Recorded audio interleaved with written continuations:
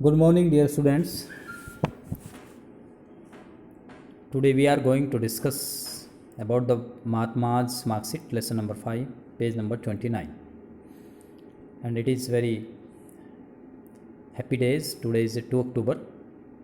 आज गांधी जयंती है प्यारे बच्चों. और वी आर लक्की कि आज हम महात्मा गांधी मार्कशीट के बारे में, उनके जीवन की गाथा, उनके बचपन के बारे में जानकारी प्राप्त कर रहे हैं. That's very happy. हम शुरू करते हैं प्यारे बच्चों. Lesson number 5, page number 29. Open your book. Mahatma Gandhi was one of the most influential man of the 20th century. Mahatma Gandhi 20वीं शताब्दी के प्रभावशाली व्यक्तियों में से एक थे. बहुत अच्छे व्यक्ति थे, बहुत महान व्यक्ति थे. But what kind of student had he been. किस तरह के विद्यार्थी रहे थे वो. Our curiosity in this regard is understandable and the answer can be found in his own autobiography. और हमारी जो क्यूरियोसिटी है, इच्छा है, जिज्ञासा थी इन दिस रिगार्ड, इस बारे में जानने के लिए वो समझनी ज़रूरी थी. And the answer can be found in his own autobiography. और इसका उत्तर बहुत ही आसानी से उनकी जो आत्मकथा है, स्वयं की आत्मकथा है, उसमें से मिल सकता है बहुत आसानी से. My experiments with truth. और उनकी ऑटोबायोग्राफी क्या थी प्यारे बच्चों? My experiments with truth. And some carefully preserved records of one of the schools in which he studied.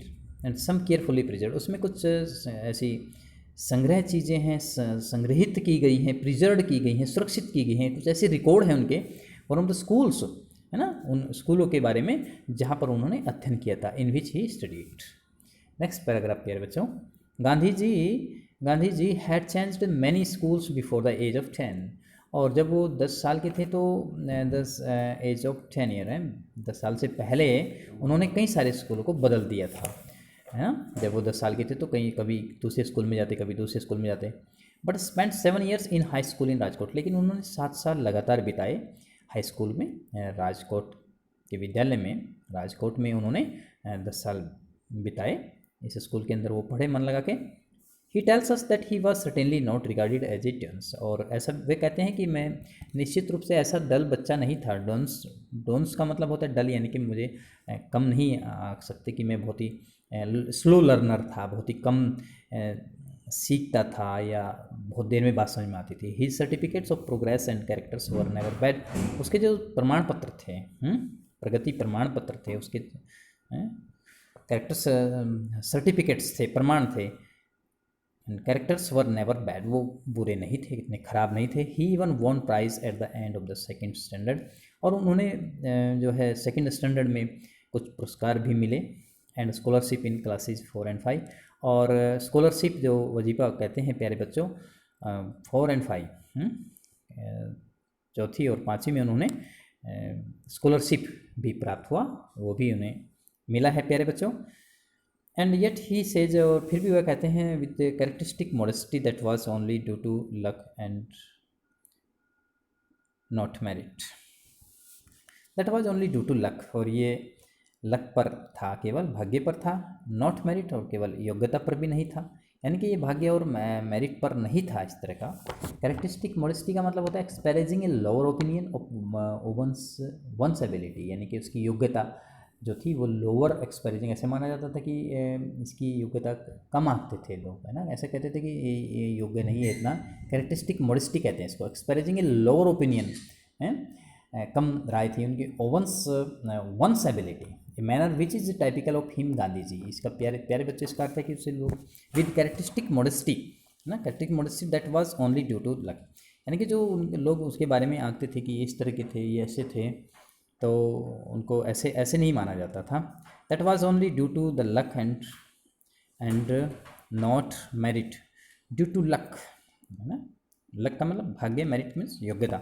In the later years however his attendance became lakhs.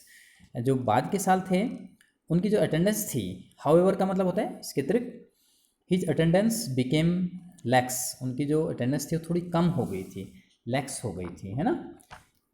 Lakhs का मतलब बहुत कम, अर्थात ए मेयर 110 days आउट ऑफ 238. 238 में से 110 दिन ही उनकी अटेंडेंस थी. In standard third, ये तीसरी की बात बता रहे हैं प्यारे बच्चों हम, थर्ड में यानी कि 238 में से 110।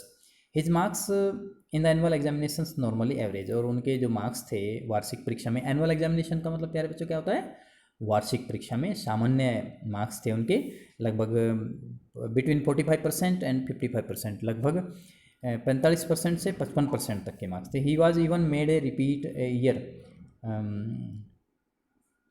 Personally due to poor attendance because, क्योंकि वो दोबारा उसमें रिपीट यानी कि उस साल में उस क्लास में दोबारा पढ़ना चाहते थे। He was even made repeat a year, है ना, रिपीट करना चाहते थे। ईयर कारण क्या था, partly due to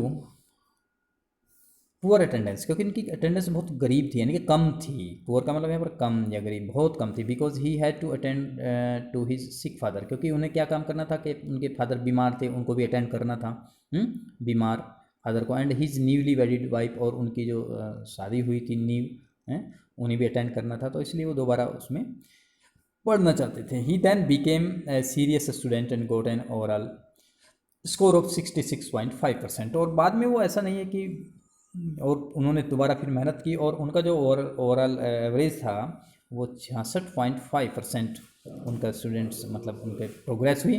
he could no longer be called mediocre students, और मेडिकोर स्टूडेंट्स का मतलब होता है नॉट वेरी गुड, तो he could no longer be called mediocre students, तो उनको इतना अच्छा स्टूडेंट्स नहीं माना जा सकता था, उनके इतना अच्छा, he could no longer be called a mediocre students. Mediocre मैं बता चुका, नॉट वेरी गुड, यानी कि इतना अच्छा स्टूडेंट्स नहीं माना जाता था। द मेट्रिकुलेशन एग्जाम सा him secure the 404th rank out of the 799 successful candidates, यानी कि उनका जो रैंक था मेट्रिकुलेशन में यानी कि 10th क्लास में, वो कितना था प्यारे बच्चों, 404 भी रैंक थी उनकी, हैं 404th रैंक, कितने में से 799 यानी कि 799 में से 404 रैंक थी उनकी, सक्सेसफुल कैंडिडेट्स थे जो सफल विद्यार्थी थे। तो इस प्रकार से ये बहुत ही इंपॉर्टेंट है प्यारे बच्चे, से बार बार सुने आप इस वीडियोज को। हिज मार्कशीट रीड, आगे नेक्स्ट हम आगे पढ़ाएंगे, और उनके जो मीनिंग्स बताए हैं इनको भी आप लर्न करें। Thank you very much my dear students, be happy, have a nice